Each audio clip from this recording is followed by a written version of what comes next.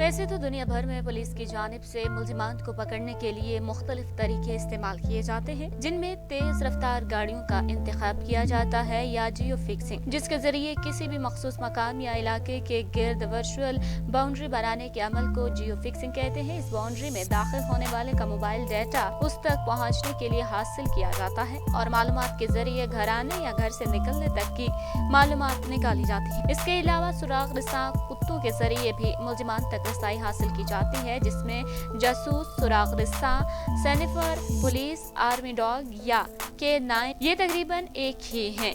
इस फोर्स को तैयार करने के लिए इन कुत्तों को उनकी तरबियत के खुसूसी मराहिल से गुजारा जाता है और इनके बाकायदा ट्रेनर्स होते हैं। पुलिस आर्मी सेंटर्स में मौजूद सुराग रिसां कुत्तों की खिदमत के मुस्बत असरात बहुत ज्यादा हैं। ये न सिर्फ किसी हादसे या जुर्म के बाद हालात को समझने और असल वजूहात तक पहुँचने की कोशिश में मदद देते हैं, बल्कि ऐसा भी होता है कि इन्हीं की वजह से सूरत हाल किसी जुर्म या हादसे तक जाने से कबल ही कंट्रोल कर ली जाती है। इसके अलावा भी और बहुत से तरीके हैं जिनसे मुलजिमान को पकड़ा जाता है और इसमें मदद ली जाती है, मगर वेल्स के इलाकों न्यूपोर्ट और एबरगवेनी में पुलिस एहलकारों के दिन और रात के गश्त के लिए इस मुनफरिद सवारी का भी इंतखाब किया गया है, जिसके जरिए जराइम की रोकथाम की जा सकेगी और मुलजिमान तक बासानी रसाई भी हासिल की जा सकेगी। गवर्नमेंट पुलिस ने न्यूपोर्ट में 4 रिक्शों पर गश्त शुरू कर दिया है। लंदन से मीडिया रिपोर्ट के मुताबिक 600 शोर मचाने वाले रिक्शे 30 मील फी घंटा की रफ्तार से दौड़ते हैं। पुलिस ने जराइम से लड़ने के लिए रिक्शा इस्तेमाल करने का भी ऐलान कर दिया है। वेल्स के इलाकों में पुलिस एहलकार के दिन और रात के गश्त के लिए